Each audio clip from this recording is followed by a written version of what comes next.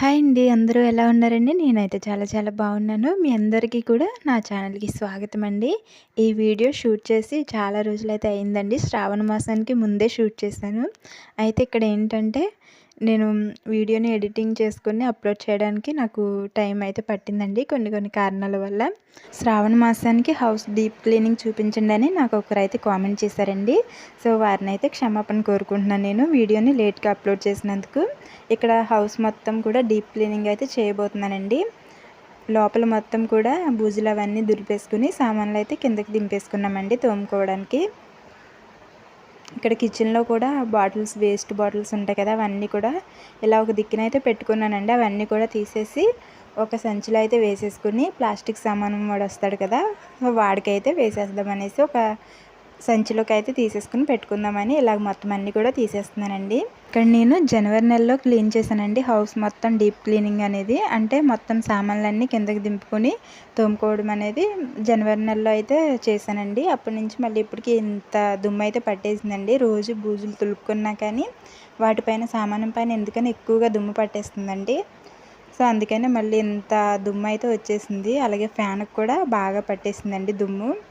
So ఇదంతా కూడా నేను మొత్తం దులిపేసుకుంటున్నానండి. దులిపేసుకుని తుడిచేసుకున్న తర్వాత ఈ సామానం మొత్తం కూడా కడిగేసుకుందామని, అలాగే ఇక్కడ కూలర్ని కూడా నీట్గా తుడిచేసుకుని ఇదంతా కూడా ఆ బాక్స్లో మళ్ళీ సదిరేసి పైన పెట్టేద్దాం అనేసి దీన్ని కూడా క్లీన్ చేసేస్తున్నానండి. ఈ కూలర్ కూడా దుమ్ము అనేది పట్టేసింది బాగా. అంటే పైన మనం తుడిచేటప్పుడు ఇలాగా డస్ట్ అనేది పట్టేసిందండి.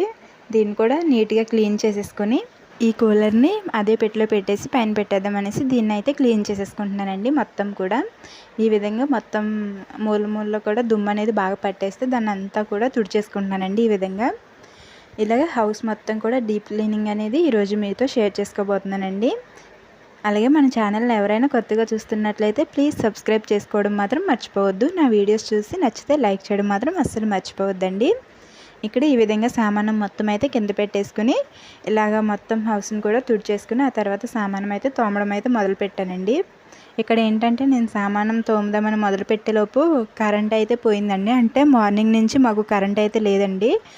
దానివల్ల మోటార్లోంచి నీళ్లు పైన ట్యాంకులోకి ఎక్కాలంటే అవ్వదు కదా కరెంట్ లేకుండా. సో అందుకని ఇక్కడ నీళ్ళు అనేవి తోడుకుంటున్నాను నేను మన నెయ్యిలో నుంచి. ఇలాగ కొన్ని గిన్నెలు ఇలా నీళ్లు తోడుకుని తోమేలోపు కరెంట్ అయితే వచ్చేసిందండి.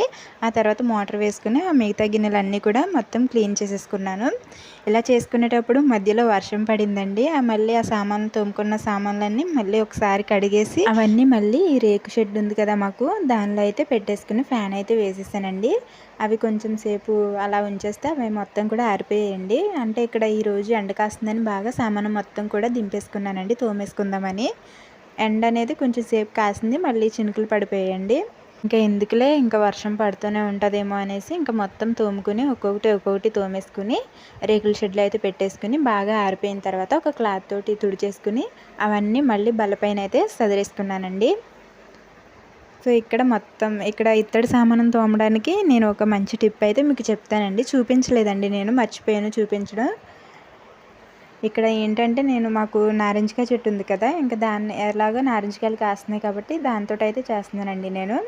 నారింజకాయ ఒకటి తీసుకుని మధ్యలోకి కట్ చేసి ఇటుకలు ఉంటాయి కదండి మనకి, ఆ చిన్న ఇటుకలు పండు ఇటుకలు ఉంటాయి కదండి, ఆ ఇటుకని ఒకటి తీసుకుని కొంచెం బాగా రుబ్బేసుకుని మెత్త పౌడర్ లాగా, అంటే మరీ మెత్తగా కాకపోయినా కొంచెం పౌడర్ లాగా రుబ్బేసుకుని దాన్ని నారింజకాయ బద్దతోటి ఇలాగా తీసుకుని ఆ తర్వాత ఈ ఇత్తడి సామానం అనేది క్లీన్ చేసుకుంటే చాలా తెల్లగా మెరుస్తూ వచ్చేస్తాయండి. ఇత్తడి సామానం చాలా బాగా వదులుతాయండి. మీరు కూడా ట్రై చేయండి ఇత్తడి సామానం తోమేటప్పుడు.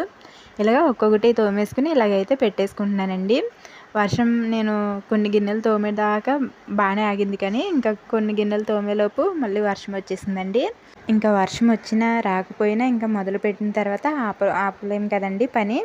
ఇంకా అలాగా స్టార్ట్ చేసేసాను కాబట్టి వర్షం వచ్చినా కానీ ఇంకా అలాగే తోమేసుకుంటూ వాటిని అయితే మొత్తం పూర్తిగా ఆరబెట్టేసుకున్న తర్వాతనే పైన బల్ల మీద అనేది సర్దుకున్నానండి. మళ్ళీ అవి సరిగ్గా ఆరకపోయినా ఎక్కడైనా తడి తడిగా ఉన్నా కానీ అవి మనకి ఒక మచ్చలా ఉండిపోయి చిల్లు కింద ఏర్పడిపోతాయండి. సో అందుకనే బాగా చూసుకుని బాగా ఆరిపోయిన తర్వాత ఇంకా ఎక్కడైనా తడి ఉంది అనిపిస్తే క్లాత్ తోటి నీట్గా తుడిచేసుకుని ఆ తర్వాత అయితే బల్ల మీద సర్దేసుకోవాలి. అలాగే బట్టలు కూడా చాలా ఉతికేసానండి ఈరోజు. అవన్నీ కూడా పైన వేసాను. మళ్ళీ వర్షం వస్తుందని తీసేసి మళ్ళీ కింద అయితే ఈ విధంగా వేసేసుకున్నానండి. ఇక్కడ చూస్తున్నారు కదా, మొత్తం కిచెన్ మొత్తం కూడా క్లీన్ చేస్తున్నానండి. లోన రూమ్ అయిపోయింది కాబట్టి బెడ్రూమ్, ఇప్పుడు కిచెన్ మొత్తం కూడా క్లీన్ చేసుకుందామని ఇవన్నీ తీసేసుకున్నాను.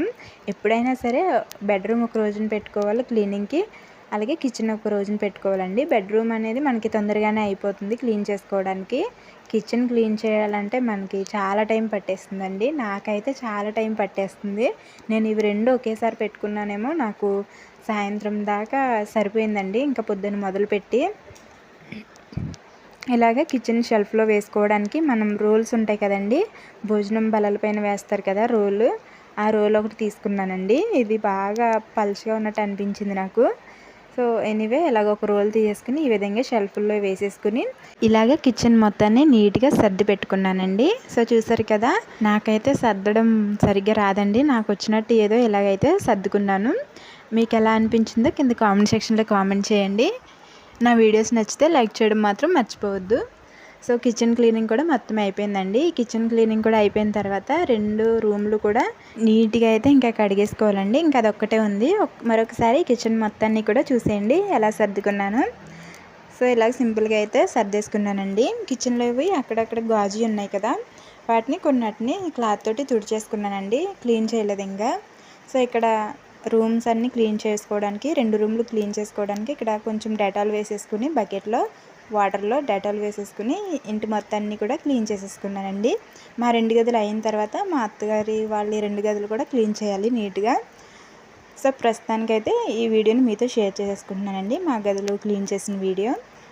ఇలా ఒక మూతలో డెటాల్ వేసేసుకుని బకెట్ వాటర్లో ఈ విధంగా వేసేసుకుంటున్నానండి. మాది తడిగొడ్డు పెట్టడానికి బాగోదండి, మురికి ఎక్కువ వస్తుంది కాబట్టి నేను కడిగేసుకుంటానండి గుమ్మాలు ఎప్పటికప్పుడే. ఈ బకెట్ వాటర్ బెడ్రూమ్కి సరిపోతాయి, ఇంకో బకెట్ వాటర్ కిచెన్కి పట్టేస్తాయండి. ఫస్ట్ ఇలా క్లీన్ చేసుకున్న తర్వాత మళ్ళీ నార్మల్ వాటర్ తోటి మళ్ళీ క్లీన్ చేసుకుంటాను. సో ఈ విధంగా అయితే రూమ్ క్లీనింగ్ అనేది, డీప్ క్లీనింగ్ అనేది అయిపోయిందండి. సో చూస్తారు కదా, మరొకసారి చూసేయండి. మొత్తం కూడా బెడ్రూమ్ కూడా క్లీన్ చేసేసుకున్నానండి, నీట్గా కడిగేసుకుని ఈ విధంగా. నెక్స్ట్ మరొక మంచి వీడియోతో మళ్ళీ మీ ముందుకు వచ్చేస్తానండి. అంతవరకు చూస్తూనే ఉండండి శిరీష ఎవ్రీథింగ్ ఛానల్ని. అలాగే నా ఛానల్ని ఇంకా సబ్స్క్రైబ్ చేసుకోకపోతే ప్లీజ్ సబ్స్క్రైబ్ చేసుకుని మీ సపోర్ట్ నాకు అందిస్తారని కోరుకుంటున్నాను. నా వీడియో నచ్చితే లైక్ చేయడం మాత్రం అస్సలు మర్చిపోవద్దండి. Thank you for watching our channel.